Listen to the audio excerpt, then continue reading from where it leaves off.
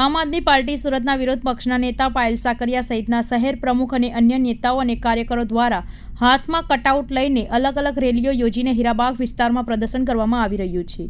આ દરમિયાન તેમની અટકાયત કરવામાં આવી હતી। કાપોદ્રા પોલીસ દ્વારા તમામની અટકાયત કરવામાં આવી હતી। પાલિકાના વિરોધ પક્ષના નેતા પાયલ સાકરિયાએ કહ્યું કે દેશમાં બધે સમાન કાયદા લાગે છે તો લાભ પણ સમાન મળવા જોઈએ। રાજસ્થાન સહિતના રાજ્યોમાં ગેસ સસ્તો અપાય છે તો ગુજરાતમાં કેમ નહીં? સાથે જ મહિલાઓને પણ સમાન કામના સમાન વેતન મળવા જોઈએ। આ સહિતના મુદ્દા સાથે વિરોધ કરવામાં આવ્યો હતો, જેમાં ગુજરાતને અન્યાય થઈ રહ્યો છે। આજે આમ આદમી પાર્ટી દ્વારા મહિલા નેતૃત્વની આગળ આજે અમે બરોડા પ્રેસ્ટેજ અમે વિરોધ પ્રદર્શન કરવા ગયા, પણ ત્યાં પોલીસનો બંદોબસ્ત હતો, જેથી આજે અમે હીરાબાગ ખાતે વિરોધ પ્રદર્શન કરીએ છીએ। રાજસ્થાનની અંદર જો 450 માં ગેસનો બાટલો મળતો હોય, મધ્યપ્રદેશની અંદર 3000 મહિલાઓને મળતા હોય, તો ગુજરાતની મહિલાઓ સાથે અન્યાય કેમ?